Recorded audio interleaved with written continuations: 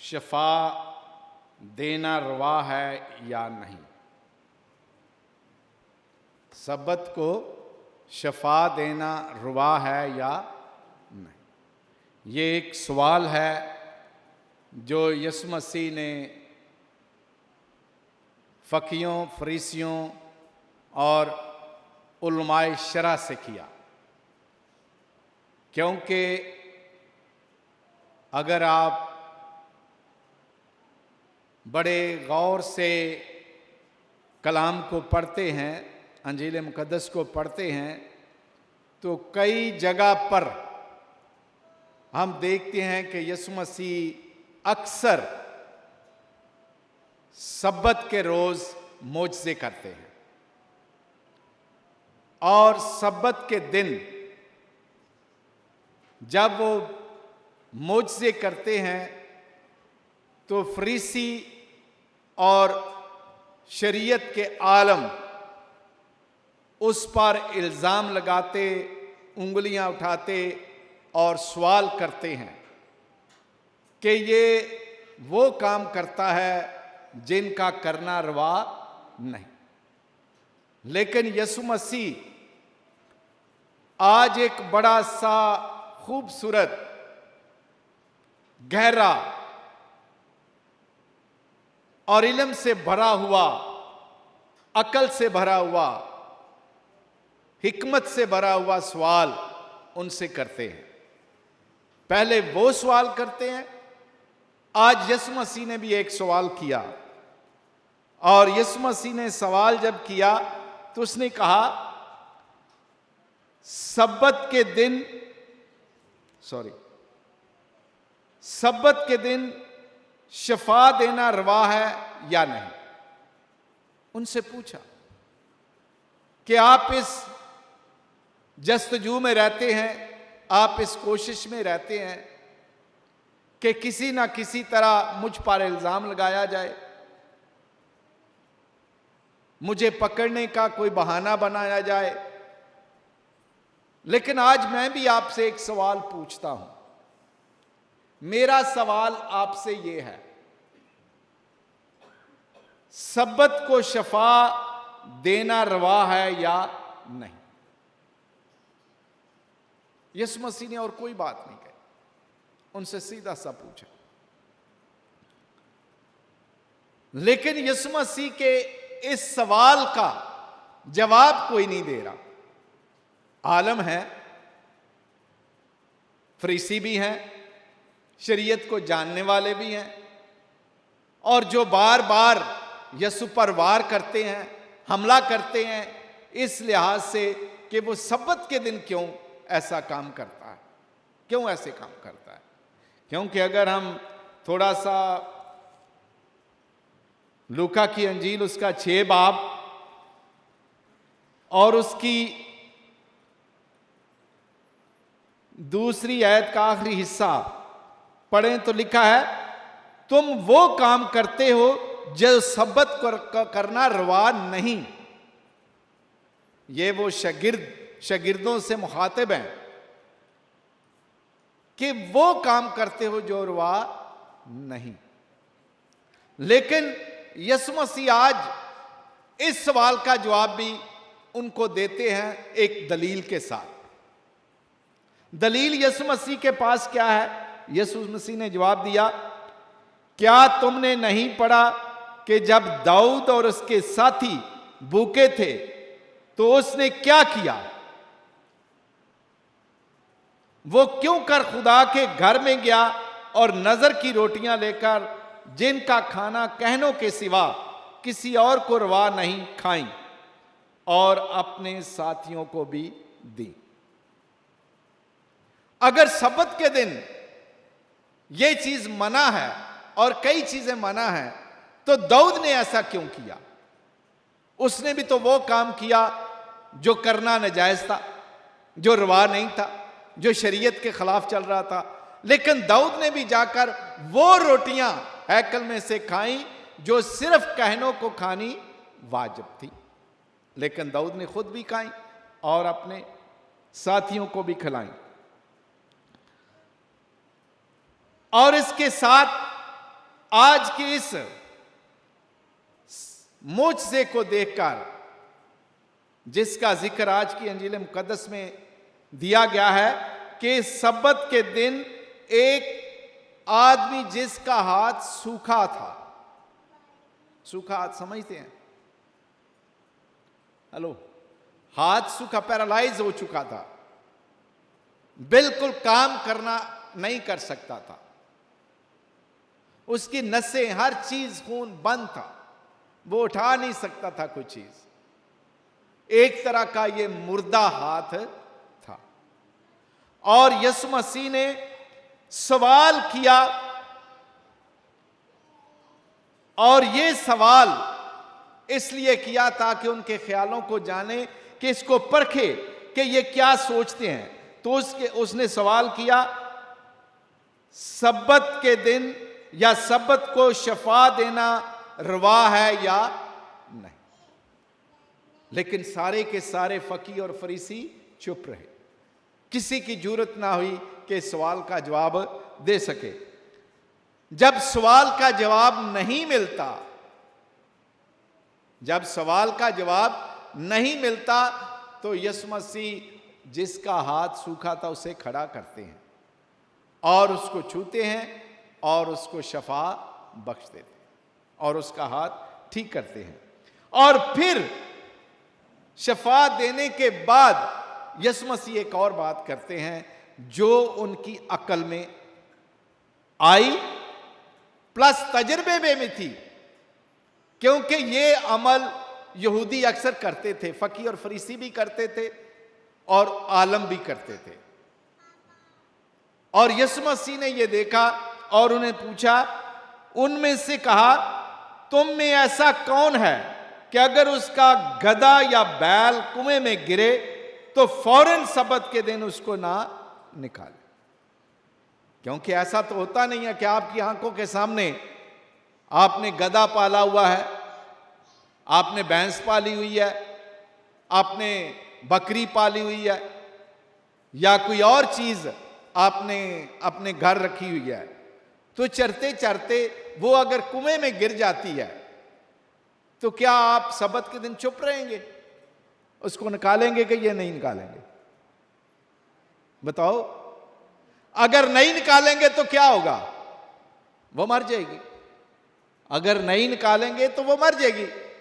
लेकिन इसको करने के लिए वो अपने जानवर को निकालते हैं, चाहे वो गधा हो, चाहे भैंस हो, चाहे बकरी हो, चाहे भेड़ हो, चाहे गधा हो, कोई भी चीज जो उनका जानवर किसी चीज में गिरता था उसको निकाल लेते थे।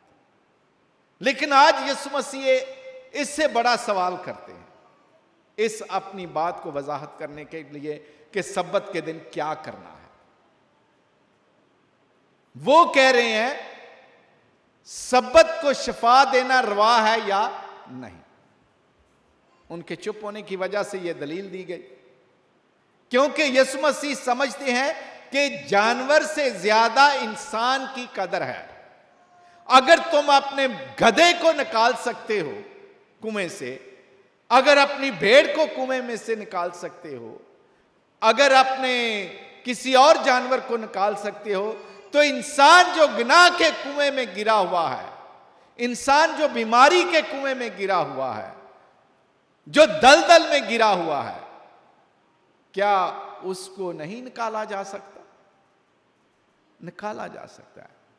तो यीशु मसीह ने बहुत सारे मोजज़े सब्बत के दिन इसलिए किए ताकि लोगों को साबित कर दे कि नेकी का अमल करना, नेकी का काम करना सब्बत के दिन रुवा है, सब्बत के दिन रुवा है।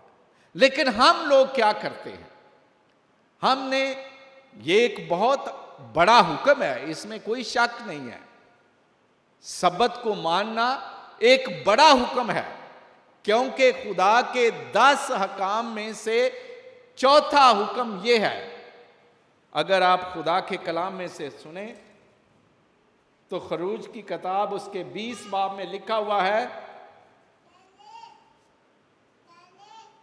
तू सब्बत के दिन को पाक रखने के लिए याद कर। क्या करने के लिए? सब्बत के दिन को पाक रखने के लिए याद कर।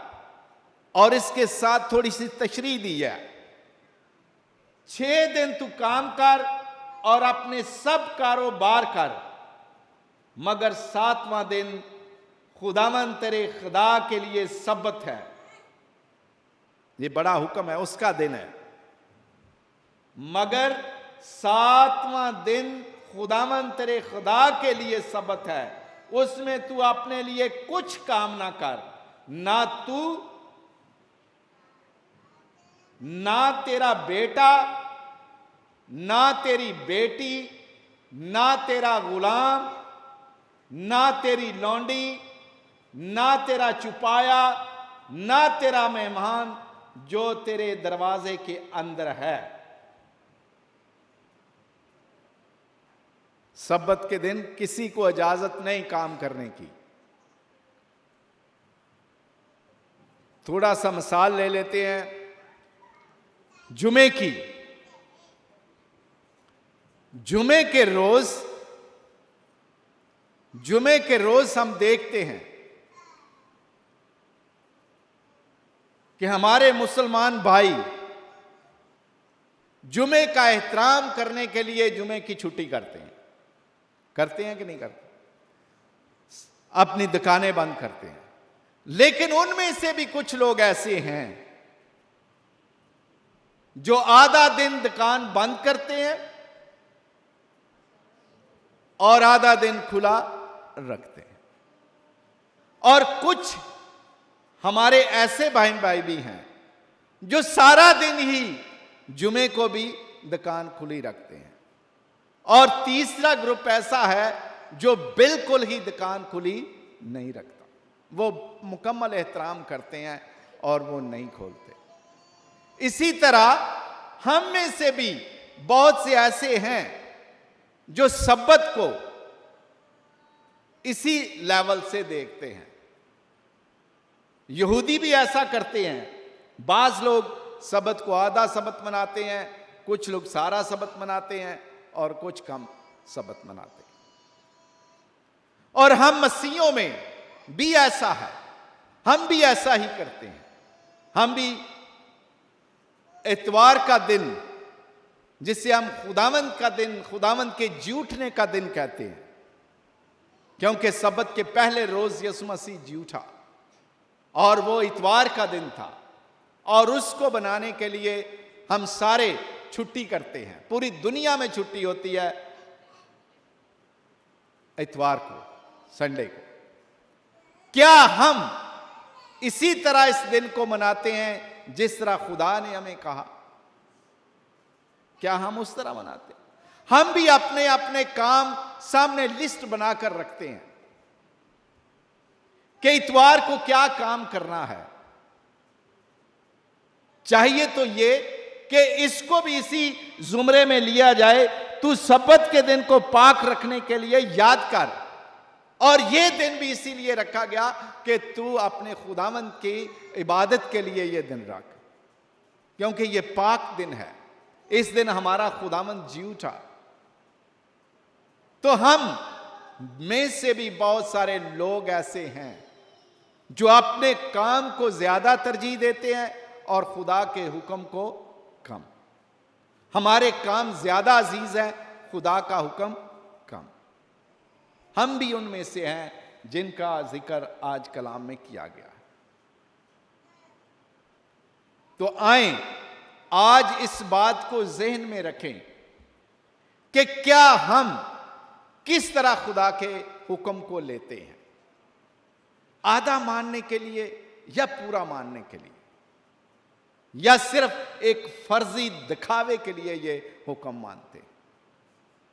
क्योंकि हमारे भी बहुत सारे लोग ऐसे हैं, मैंने पहले बताया कि हम भी ऐसे ही कर रहे हैं। हम भी जिस दिन, हालांकि ये दिन मना किया गया ऐसे काम करने के लिए, लेकिन हम सब करते हैं। और आज थोड़ा सा देखना है हमें सब्बत के दिन को, सब्बत के दिन को देखना है कि क्यों खुदा ने कहा 7वें दिन तू काम ना करना। और उसकी मिसाल दी गई है कि 6 दिन तू काम कर और 7वें दिन तू आराम। खुदा इंसान की जिस्मानी हालत को भी देखता है, जिस्मानी हालत को भी देखता है, और खुदा देखता है कि किस तरह इंसान थक जाता है, उसका जिस्म है, उसको आराम की जरूरत है। और उस अगर अब मशीन तो नहीं है ना, बटन दबाया और चलती रहे, वो तो थकती नहीं है। लेकिन अगर वो भी ऐसी चलती रहे 7 दिन 6 दिन पूरे, तो कहीं ना कहीं खराबी उसमें भी आ जाती है। लेकिन यहां तो इंसान की बात है कि 6 दिन तुम काम करो, कुछ नहीं खुदावंद ने कहा है, तो तुम 6 दिन तू काम कर, अपने सब कारोबार कर, सब कारोबार कर, कोई मना नहीं है, सारे कारोबार कर। लेकिन आप सबका ध्यान बच्चे की तरफ है, कलाम की तरफ नहीं। प्लीज काके इसको थोड़ी देर के लिए पास बैठाओ, या सारे उसके ध्यान में लगे हुए। तो 7 दिन, 7वां दिन बरकत दिया है कि आराम के लिए है, कि हम सब क्या करें, आराम करें। तो आराम सिर्फ आपकी ही जात के लिए नहीं है, आपसे रिलेटेड जितनी भी चीजें हैं उन सबको आराम की जरूरत है। लिखा है, तू अपने लिए कुछ काम ना कर, ना तू, ना तेरा बेटा, ना तेरी बेटी, ना तेरा गुलाम, ना तेरी लौंडी, ना तेरा चुपाया, और ना तेरा मेहमान जो तेरे घर में आया। सबको मना है, चुपायों को भी मना है। यह नहीं कि आप चुपायों को ले जाएं और उनसे काम लेते रहें, यह नहीं है। उनको भी आराम की जरूरत है, वो भी जान रखते हैं, थक जाते हैं, तो उनको भी आराम की जरूरत है। खुदा के कलाम में तो यह भी लिखा है जमीन को भी जरूरत है आराम की, लेकिन हम जमीन को भी आराम नहीं देते। पहले रिवाज होता था, जमीन को छोड़ दिया जाता था फसल लेने के बाद कुछ अरसा के लिए, लेकिन आज क्या हो रहा है, आज जमीन को भी नहीं छोड़ा जा रहा। एक फसल काटते हैं और उसके फौरन बाद पानी देते हैं और हल चलाकर तैयार करके दूसरी फसल उसमें बो देते, उसे भी आराम नहीं मिलता। लेकिन खुदा के कलाम में तो जमीन के बारे में लिखा हुआ है कि उसे भी आराम की जरूरत है। हम खाद डाल डालकर उसे, उसमें जहर डाल रहे हैं और जहर दे देकर अपनी फसलें ले रहे हैं, और उसका रिजल्ट, उसका नतीजा अच्छा नहीं मिल रहा। कमाई मिल रही है, पैसा मिल रहा है, लेकिन सेहत नहीं मिल रही, सेहत नहीं मिल रही, जिंदगी की बढ़ोतरी नहीं मिल रही, बीमारियां मिल रही हैं। आप देखें कितने लोग बीमार हैं सिर्फ इसकी वजह से, फसल, क्योंकि हम जहरीली चीजें जिसमें डाली गई हैं वो खाते हैं, ये फसलें। आजकल तो जानवरों को भी ऐसे ही पाला जाता है कि जल्दी जल्दी वो, जो जानवर 6 माह में या 7 माह में ठीक होना है, बढ़ना है, मुर्गी की तरफ देख लो, 6 माह में अच्छी मुर्गी हमारी होती है, 7 माह में, 8 माह में। लेकिन ये दूसरी मुर्गी ब्रायलर जो है, ये आप ऐसी उसको खुराक देते हैं, वो 3 हफ्तों में, 4 हफ्तों में, 6 हफ्तों में आप तैयार कर लेते हैं। तो ये हम क्या कर रहे हैं, हम क्या कर रहे हैं? हम लोग सारे के सारे पीछे पड़े हुए हैं ऐसी चीज के जो खुदा को पसंद नहीं, जो खुदा को पसंद नहीं है।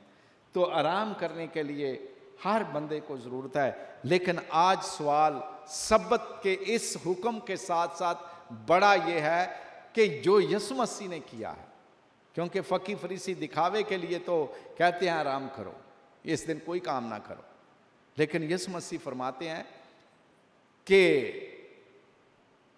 बचाना रवा है या हलाक करना रवा। तो हमने चुनना है इसमें से।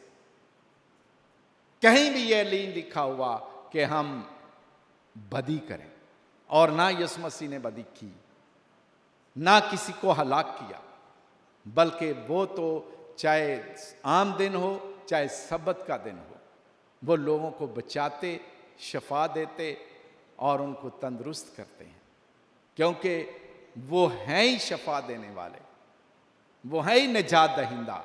वो दुनिया के हर दुखी को, चाहे वो किसी भी तरह का हो, चाहे आम दिन में आ जाए चाहे सब्बत के दिन आ जाए, उसका काम है शफा देना, और यीशु मसीह शफा देते रहे। बेशक यहूदियों ने उन पर ये बड़े इल्ज़ाम लगाए, लेकिन यीशु मसीह ने बड़े इख्तियार के साथ कहा कि इब्ने आदम भी सब्बत का मालिक है, इब्ने आदम भी सब्बत का मालिक है।